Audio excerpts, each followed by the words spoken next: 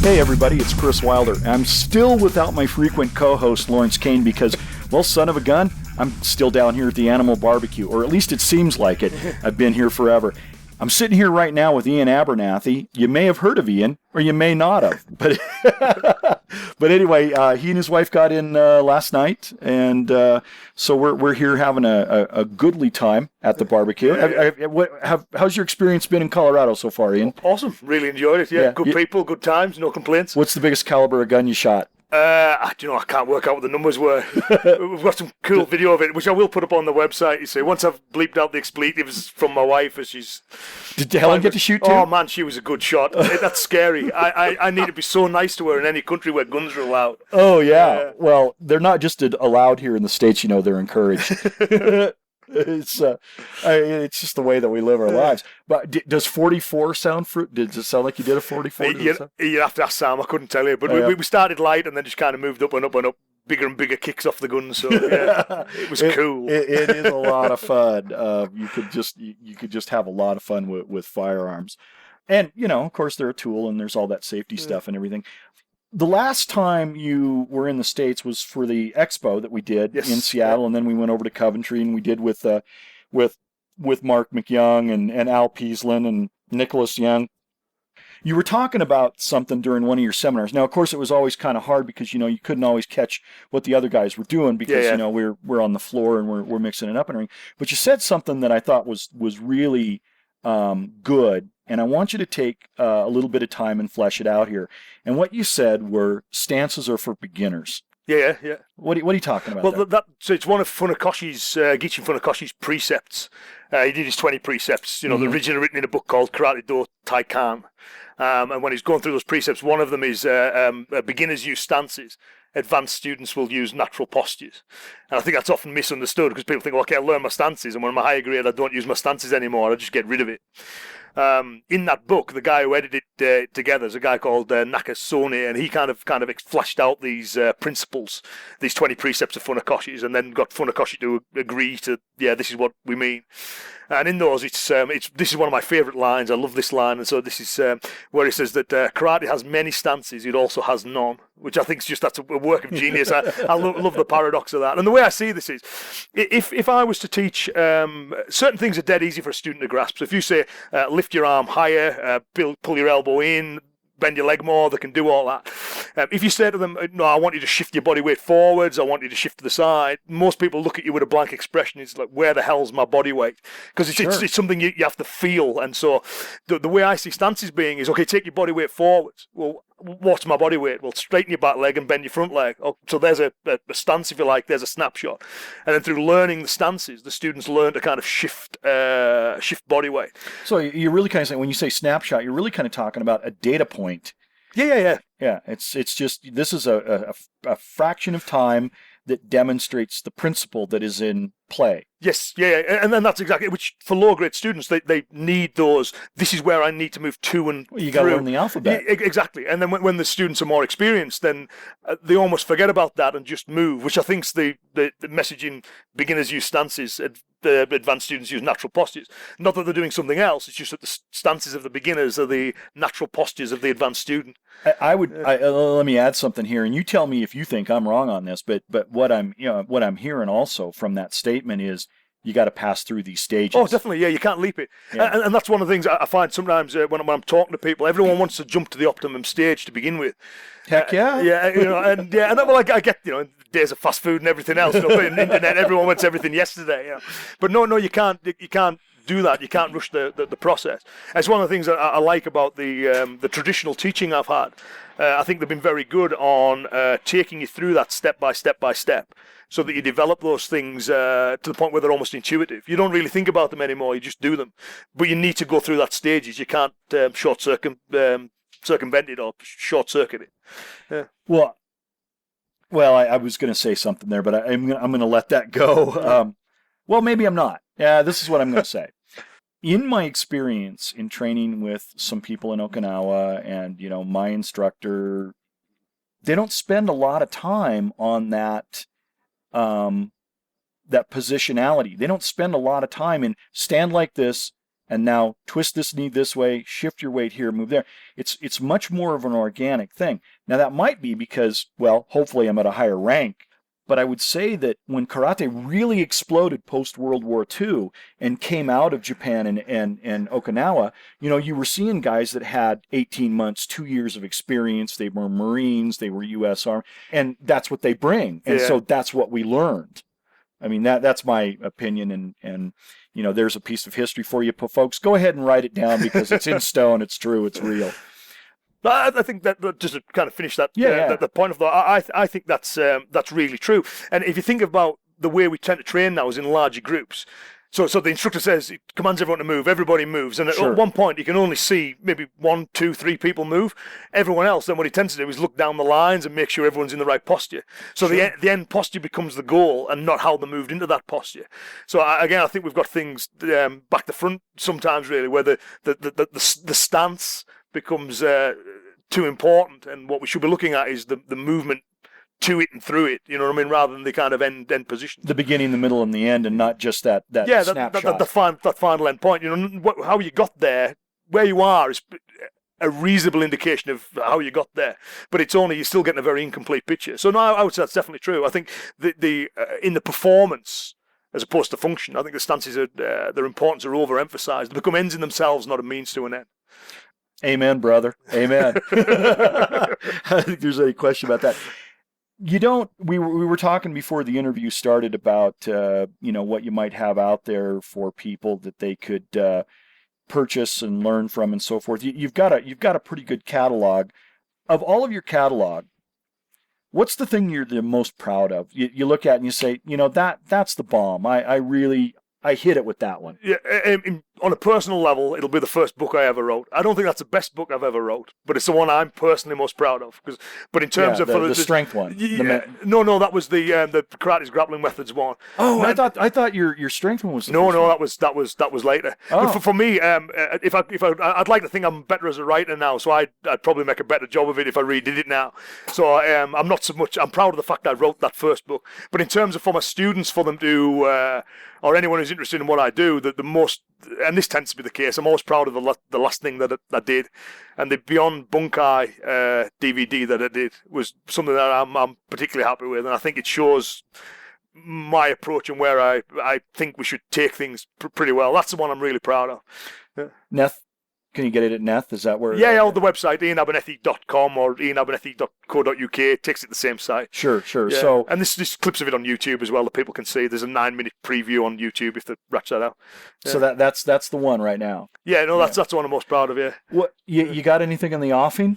There's a few things I've got. I've got a few ideas for DVDs, and the trick is always it's okay having the idea. I have to have the money to finance the idea. So I've got a few ideas. I need to get the cash in first. But there's a couple of books that are on the way. One's a guide to the Pinan katas, which I've been working on forever. That's going to be like my magnum opus, really. That's the Principia. Huh? It's years overdue now, and I can't see it being done for a few more years. Yeah, there's like a little anthology that I'm working on of some of my writing on various subjects. Probably before those, I've got 3 ideas for DVDs: breakdown of Niseishi, a breakdown of Gion, and something on the kind of throwing and takedown side of karate as well. People have been interested in that at the seminars and stuff, so that might be the next DVD plan. Yeah.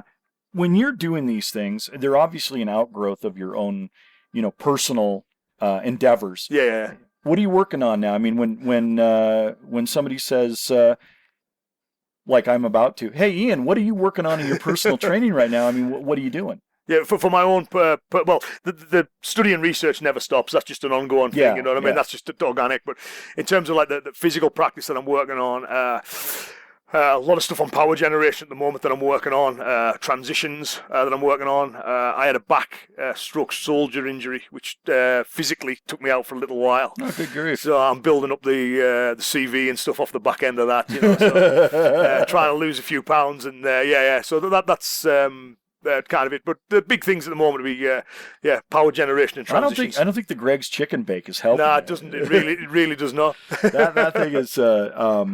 Stuart was doing an interview with me, and I called the Greg's Chicken Bake a salt laden fatty seductress. I think is what I called it. Yeah, no, that's accurate.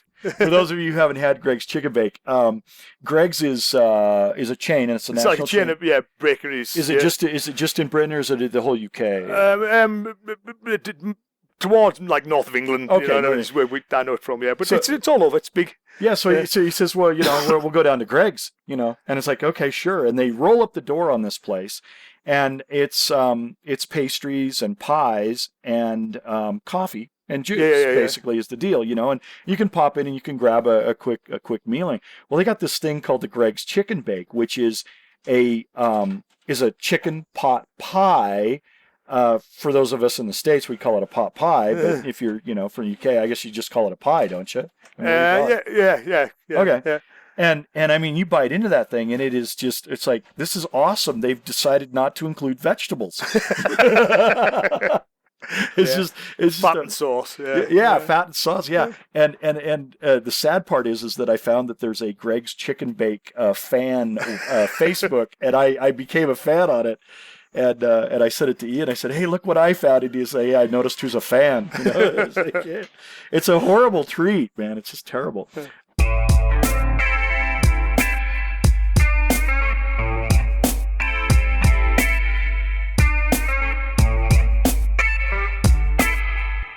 You talk about the personal training and so forth.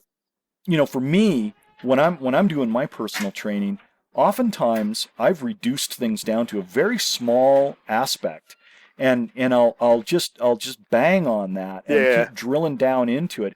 Is that the way your method too? Yeah, it is. I prioritize things. So I tend to work on like 6-month cycles really, where I'll pick I'll try and keep everything ticking over, but there's certain elements, the next 6 months, this is what I really want to work on. This is the particular skill that I really want to fixate on. And then, are you psychotic enough about it like I am, where I actually will write what I'm going to do that month on like a 3x5 card? Because I'm big on goals. You got to have goals. You got to have organization. Oftentimes, I'm not just wandering around going, hey, I think this time I'll do this I'll actually write it down as part of my goal. Yeah, no, I think it's dead easy to do that. Otherwise, the goal can drift without you even realizing you've done it, or it gets abandoned without you even realizing you've done it. Yeah, I think that having that plan and having things in writing, really helps me. So I have the little notebooks everywhere. Yeah. Oh well, yeah. I've got a notebook sitting right here in front of me.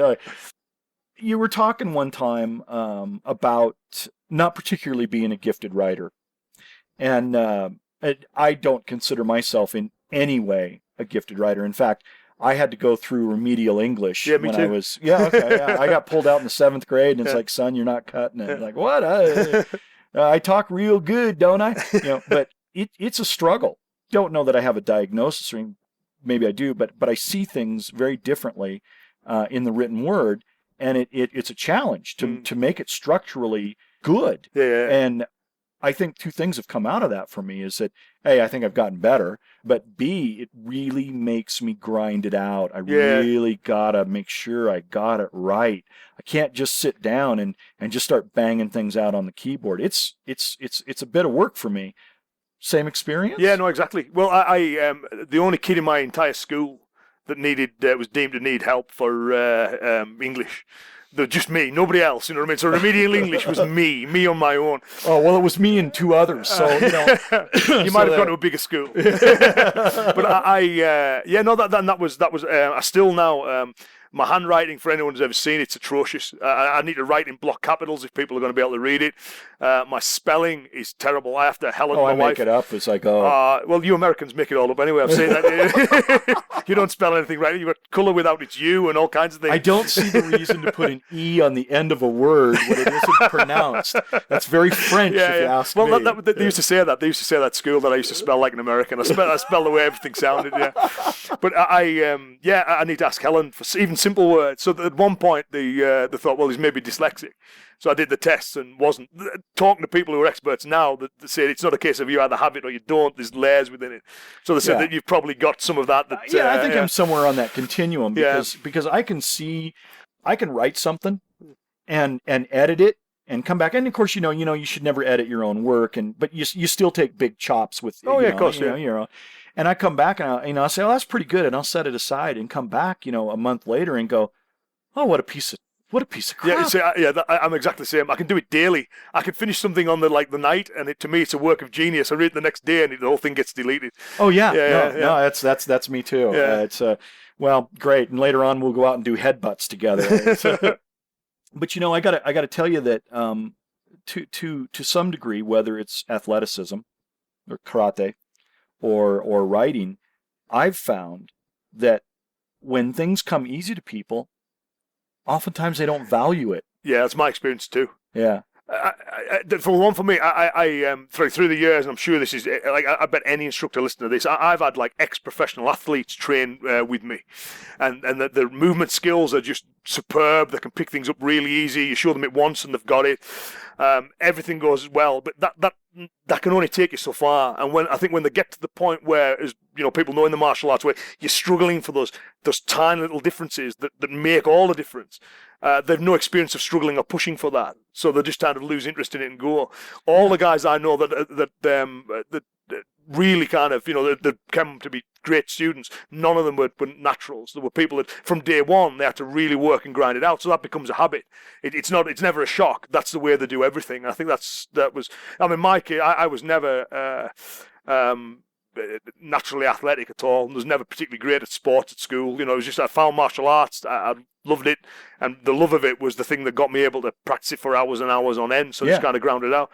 And out of all my instructors, I know one who and he definitely is a natural athlete who says that he is. Hence he's put in a lot of work too, but he's got that level. All the instructors I've worked with have all said the same thing, that for them it didn't come easy. They had to work hard at it. So. We were, this was a couple of years ago, we were standing in your living room and we were eating your famous tuna pizza, which I have to tell this story. It's, we were, you said, well, you want to order up a pizza? I said, sure. And you said, what do you like? I said, I don't care. Whatever you're ordering's fine. I'm not a picky man, And you said, well, it's a little unusual. And I said, that's okay. I'm willing to try it. So what kind of pizza is it you ordered? Tuna and pineapple. Which until that point, see, I never realised that was unusual until you pointed it out to me. But now when I think back, whenever I rang the pizza place, they go, okay, for order, what do you want? I got tuna pizza. They go, yeah, and they knew the address. Yeah, they knew the address. So, well, it is unusual because when I was flying back, I had to make a connection through Amsterdam, and I wound up sitting with a businessman from Manchester, and I said, I got to ask you a question. And I posed the question of tuna and pineapple pizza to him. Was that a British thing, or even a Scottish thing? Because, you're up north in Cumbria there. And he kind of paused and he sort of gave it a tisk and he said no, that it wasn't. So, yeah, you're right. It's unusual. But we were standing there and we were having conversation through the evening. And one of the things is that I was kind of talking about how David Beckham had come to the States and was playing, soccer in the States and so forth. And you really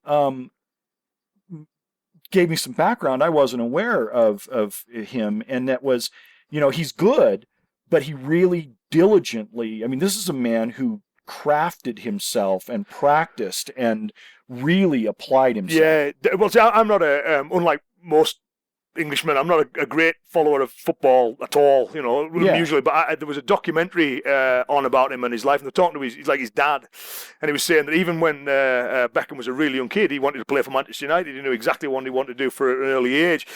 He would never ever stop practicing. When everyone else has gone home, he'd still kind of be working on it. And there's a story I heard recently where I think he'd had, it was obviously the kind of tail end of his career now, but he'd had some people round for his kid's birthday party, and he's tidying up at the end, and he's put like a pool, the little kids' pools on top of the shed, and then he's outside in the back chipping the ball, trying to get to land in the pool all the time. His wife shouts through the window, will he stop? So even now it seems, fanatical practice.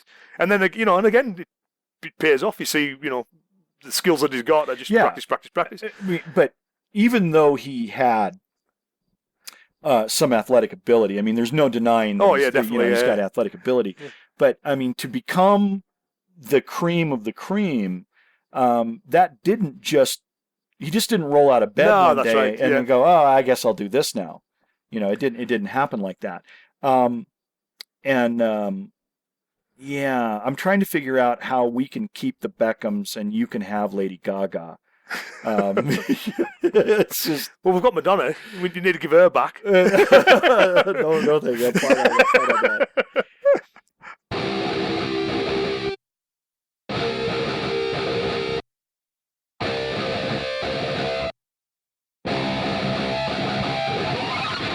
travel around quite a bit, and when you look at your schedule, it's Sweden, it's Germany, is there a distinct difference between the countries and the way that they approach karate? Yeah, I mean, politically, I think when you get down to the core level of what people do with the martial arts, it's pretty same the world over. I think the way they organise themselves politically does change quite a lot. The French, to be fair, I think they've got a really solid model. They've got one organisation, the karate, the taekwondo, everything's all part of this group. It's all really, really kind of well done. The standards in that are really good. I think they're probably more that way than anywhere else. I think in Germany, similar things. They've got like big national organisations that kind of everyone's affiliated to. In the UK, we had one, but then had a few problems with it. But it's the same in the UK. There's a lot of councils. If I wanted to rent out a church hall, well, it's up to the church whether they let me use it or not. But certainly government-owned facilities, like the council buildings. Yeah, community hall. Yeah, that kind of stuff. They'll always ask, nowadays anyway, okay, are you a licensed instructor? Do you have da-da-da-da? So it is... The big positives of those are that everyone's like criminal record checked. That, they've got... competence to teach what they're teaching. The negative can be that you end up with a group that has a strong authoritarian political restrictive control on what people are doing. And in some ways, I mean, that's great to make sure it's safe and things, but in other ways, when it can get very dictatorial, I think, which is the negative side of it. So there's that balance that needs to be struck between making sure we've got good standards, but not having that thing where the guys at the top oppress almost the guys at the bottom, so. Yeah. Well, again, in the States, they've tried to have some of the states have tried to do that kind of thing, and it has always been shot down. Because I think I'm suspicious the reason it gets shot down is that government finds out that there's not enough money in it.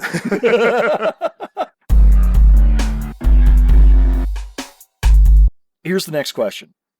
Of all of the martial artists that, and this is really, when you were in your real formative years, who was the one who left the biggest impression on you? Oh, that would have to be Doug. That would be my first teacher.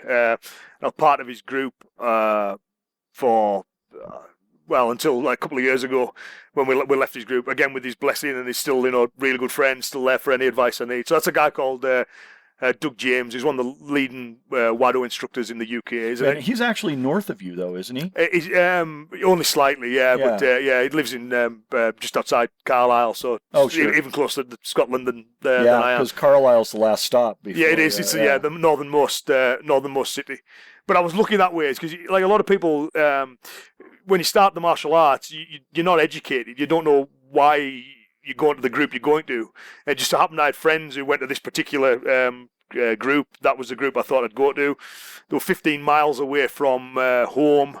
So my dad had to kind of drive me back and forth. I was a kid, so my dad was, good enough to drive me those distances.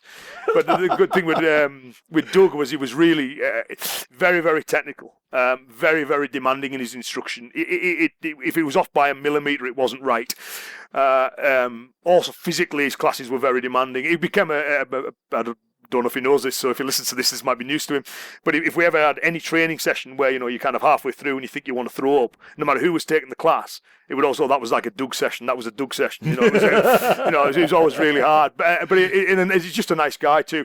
Yeah, and I was saying about that restrictive thing, the thing where I think Doug made me really is he was very open-minded. He used to run like a video martial arts magazine, so he had lots of contact with different people, different martial artists. He was never ever closed-minded. He never minded you training with other people. In fact, he positively encouraged it because he believed it was good for the group. He was happy for you to specialise in your own certain areas. There were certain things that were beyond question, certain technical things that had to be done exactly the way he wanted them, good technical standards. Sure. But what you did with that, he was very open to it. And then again, he's got a very big group and successful group because he's just, he's a likable guy and he doesn't put kind of restrictions on people. And I say it was only, I don't know, maybe 2 odd years ago where my group decided that it was better for us if we just went kind of independent on our own. And again, mentioned this to Doug, and he was sorry to see you go, but you go with complete blessings and, chat to him all the time. And there's, you hear some stories from people who leave their instructor's group and that's it, you're dead to anyone in it, Oh, yeah. When I did that, I got a letter from an attorney that said, you are not to and you will not, and this has been, and, I was like, well, whatever, and I read about half of it and dropped it in the bin. Like, well, yeah, whatever. That's just going to change anything? I don't think so. But never the way that Doug would do it. So I there's been others. Peter Considine's been a massive influence. Jeff Thompson's been a massive influence. Mike Liptrot, who's a judo guy, has been a growing. Mike's a great guy. He is, and he's been a growing influence. Not just on the kind of technical stuff. What is he says? Fun and rewarding. Fun and fulfilling activities. Yeah, fun and fulfilling activities. If you hear Mike talk about fun and fulfilling activities, somebody's going to throw up. Yeah. You're going to be carrying rocks up and down big hills. Yeah. So I'm lucky. I've had a lot of good instructors. Yeah, that's a good one. When we talk about the formative years and the people that have made the difference and so forth, one of the things that I think that happens is that and clearly Doug James, right? Understood this, is that I think at a certain point, I'm the sensei, I'm the teacher, however you want to do it. But at a certain point, that gap begins to close, and it turns into more of a peer relationship. There's still somebody who's a little bit ahead, and says, well, you might want to think about pushing here and not pulling there, that kind of stuff. I mean, because there's that experience, but it becomes more of a peer-to-peer relationship than it is really a student to teacher relationship. That's been my experience, and that's how I see it. Yeah, no, that's again exactly the same thing. I say once you get to a certain point with him, and I've had interest towards the kind of the cat replication side of it and the pragmatic side. And, it was, again, strongly encouraged, go out, learn from other people, bring it back, let me know what you've seen, if I can be of any help. First book, I told him I want to write a book. Great, okay, I'll help you with that. He hadn't written a book, but he knew people who had. He put me in touch with them. Sure. First DVD it was video back then. First video that I made, it was his production company that did it for me. They did it at a really good rate. So, I mean, and when I hear horror stories about, the way some other people's instructors can be, you realise how lucky. And I didn't seek him out. That was the point. I just happened to walk into the dojo that he taught in.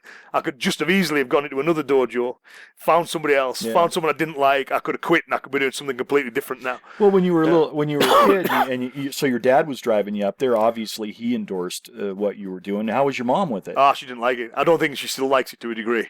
Well, your mom, when she meets me, the first time she meets me is saying, "Very nice to meet you, Miss Abernethy." She says, "Oh, you look a lot younger." It's like, she has a way with words, as my mum. Yeah. No, but she's changed now, to be fair. But she regarded the martial arts as being a very violent pursuit.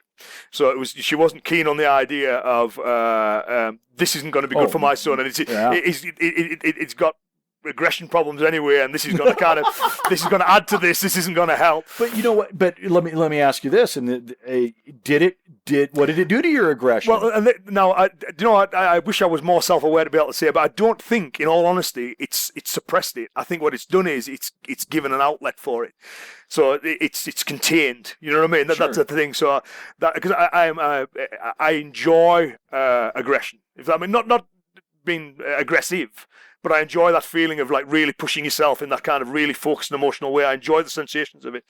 But through the martial arts, I've got a wholesome and productive way to do it. It becomes a positive energy rather than a negative one. Sure. And I think that's the thing that, again, so my mum's initial reservation, the one that always makes me laugh is she said, "I wish you'd done something less violent like rugby." Well, anyone who knows what rugby's played like, at least we're honest about our violence. They're sneaky about theirs. Yeah. What is it they said? One soccer and rugby, one is gentleman's sport? There's two codes of rugby. There's and I can never remember. There's rugby union and rugby league, and one is a thug's game played by gentlemen. The other one's a gentleman's game played by thugs. Okay, is what they always say. But she's got to meet a lot of martial artists. Like she got to meet Doug, and Doug wasn't what she expected. He's a nice guy, he's very polite, and then she meets a few of the other guys that I train with, and I think a view of it changed as the years went by. That we're not a bunch of violent lunatics. You know what I mean? So once you realise a lot of martial artists are good people, she's more supportive of it now than she was initially. Anyway, put it that way. I found that the lunatics have a tendency to leave the martial arts. I think that's true. I mean, I think they're attracted, but I think they leave at a certain point. Well, I think that's true if they join the right group. I think what you also get is you get groups where they cater to lunatics. So you get these pockets of the lunatics all hang out together. They kind of, and that's fine. I'm happy for them to do that. But I think you're right. In the right kind of dojo, the right kind of training environment, they never stay long. It's like a nuclear containment facility. Yeah, that's it. And they end up not being very good at what they do, and they just, you know what I mean. I think if that's fine, go do what you want to do. But I agree. I think a lot of the higher level guys that I've met, are genuinely nice guys. Now I don't know. I'm still, for me, the jury's still out if that's the martial arts made them that way, or they're nice guys who. I'm not sure.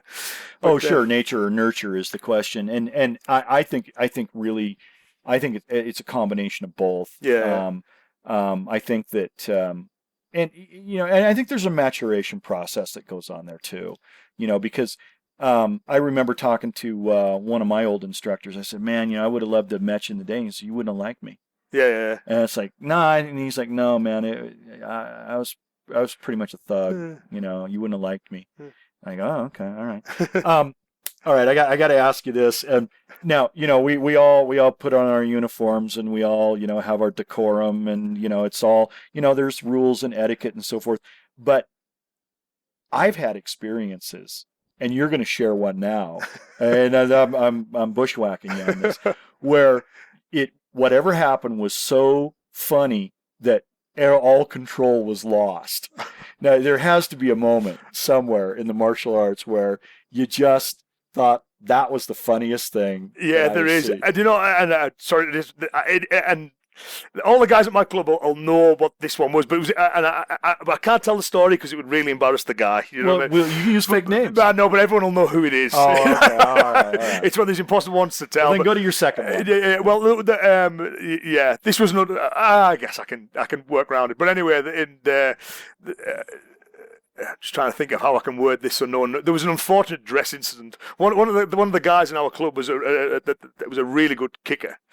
And occasionally, you kick and you rip pants and things. Well, This just was some of the most unfortunate rip I've ever seen, right? Because not only did his undergarments rip, but his gi ripped as well. Oh. So by about the third kick, as he's kicking towards me and I'm defending against it, I noticed something pink hanging out between the middle of his gi. So that's the quickest demonstration I've ever ended. Okay, you've all got that, that's fine. I walk over and whisper in this guy's ear, I think you need to kind of check, and he realised, so it was fully out. But that should be okay. There's only 2 or 3 people to be able to work out who that was, I think. But that was, and of course, once I got it, it was in hysterics. You know what I mean? So. There had to be a good chuckle on the way home. Yeah. Any of your kids think about martial arts?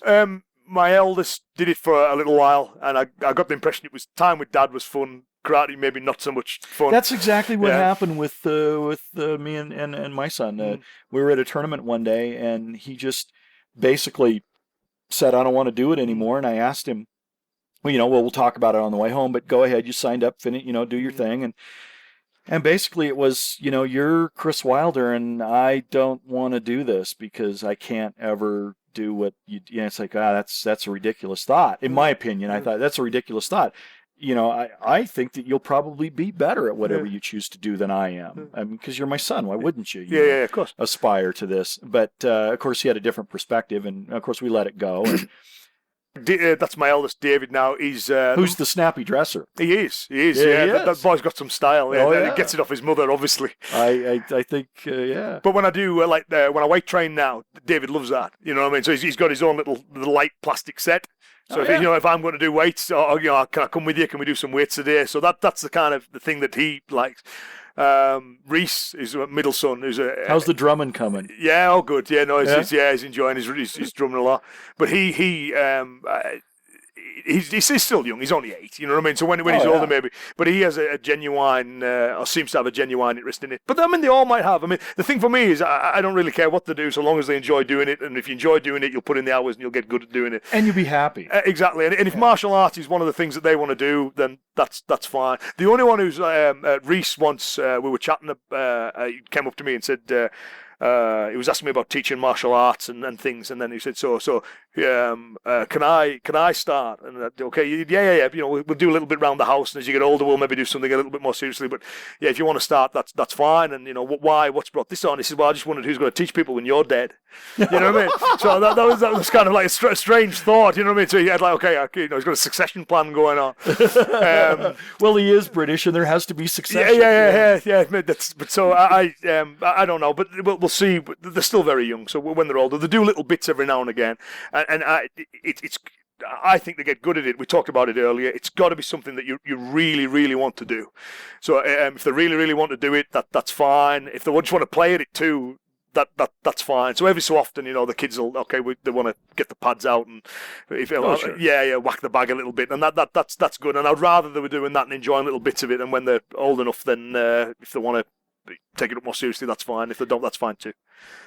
Here's a piece you get to offer some. Well, I'll ask this question first. You've seen a lot of dojo, you've seen a lot of seminars, you've seen a lot of people. What are the keynotes for you? What are the things that you look for that tell you this is a good group, this is a good instructor? Technique? Is it their heart? What is it that tips it for you? Yeah, I normally think you can tell pretty quick. I think and I tend to find as well is however the head guy of the dojo is, your students tend to be very similar. It's that birds of a feather flock together thing. So you can normally tell what the group's going to be like by the way the guy who heads it's like. So for me personally, and obviously tastes are different, but I always like. I think there's two kinds of discipline really. You've got the discipline that's enforced on you whether you like it or not. You'll do what I say, and and I like what I say, and that's it.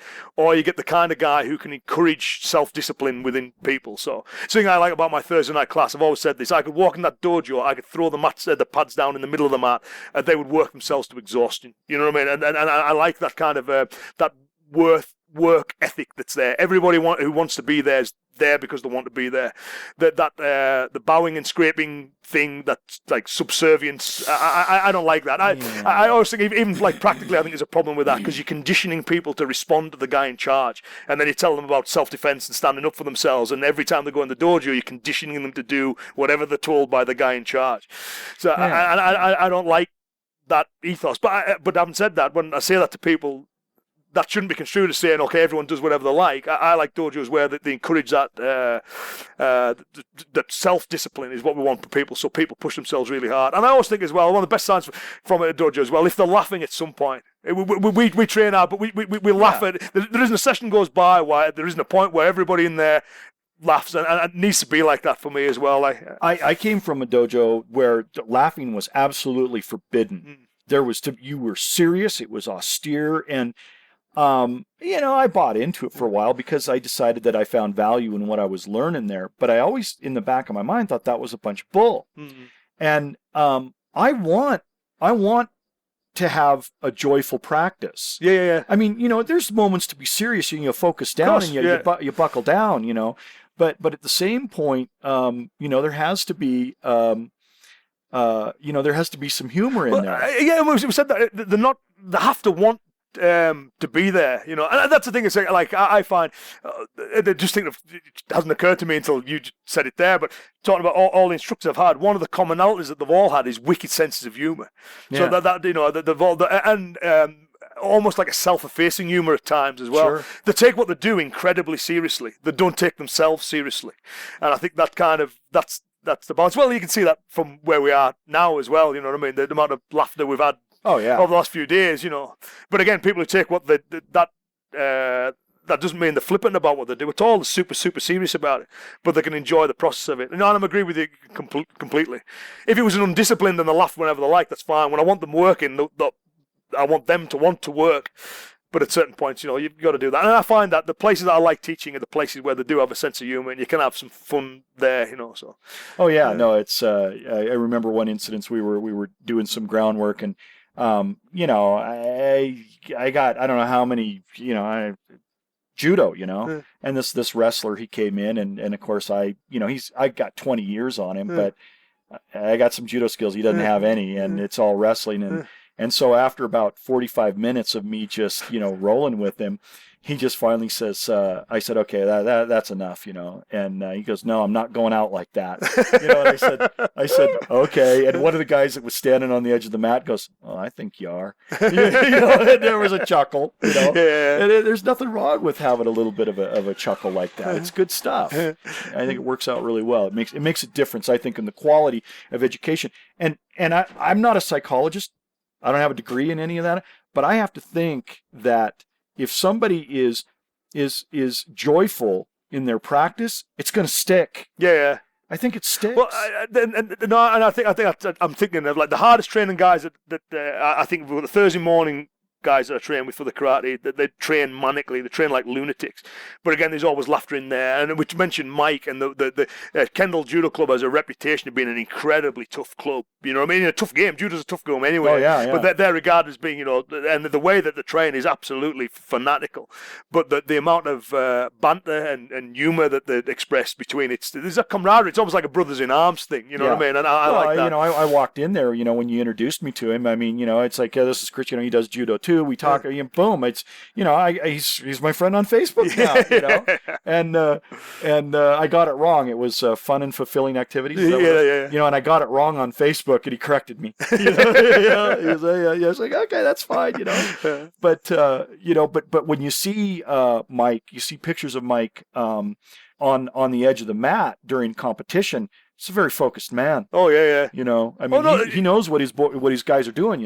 Definitely. He's a guy. It's still cut him in half and judo through and through. Yeah. And his guys are exactly the same. That's why they're a joy to be around. I love being around fanatics in the best sense of the word. You know what I mean? The enthusiasm is infectious. Yeah, and I've said this before. Fanatics is probably a better thing because I've said I like crazy. I mean, I like people that are a little bit on the margin, that are a little crazy. Now, I don't want dangerous crazy. No.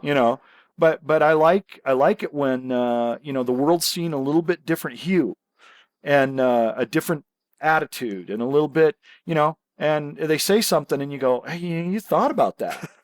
I like that stuff. All right, well, listen. Ian, this has been fantastic. I really appreciate you making time. Flying all the way over to Colorado I flew from Seattle to Colorado, you flew from the UK, so that we could do this singular podcast. We could do this one thing together. Thousands of miles traveled. Your commitment is just beyond. It's just beyond. But it's always good to see you, and I can't even tell you how we first met. I don't even remember how it happened. I do. I can remember. No, Lawrence had wrote an email to me. I think he found the website, and we got chatting with Lawrence, and then he put me in touch with you, and you sent me a copy of your Lessons from the Dojo Floorbook. Oh, which that's it. And the thing I like about that is you wrote me a message in it. And so that was long before we met in person. We just knew each other by name only. Yeah. And then it was really weird the next time I kind of, I don't know, maybe 4 or 5 years later, you're sitting in my house and the cell's still on there, you see. So yeah, that was what it was. It was through Lawrence and the joys of the internet. Well, I got to tell you, it's the joys of the internet, because honestly, I don't know that we'd ever met, but, and not to sound all schmaltzy about this or anything, but my life's better knowing you. I right back at you. Totally agree. Yeah. Well, listen, I want to thank Ian for being here. I want to thank all of you out there listening, because if you didn't listen, heck, it wouldn't be worth doing now, would it? And I hope that you continue to find value in it. That's really my sincere hope, and that you enjoy it, and that it brings a smile to your face and you learn something. Like I got something to teach. I don't know. But anyway, hey, thanks for listening, and as always, be well. Nice work. Hi, this is Kris Wilder from Martial Secrets. Martial Secrets is free, but it's not costless.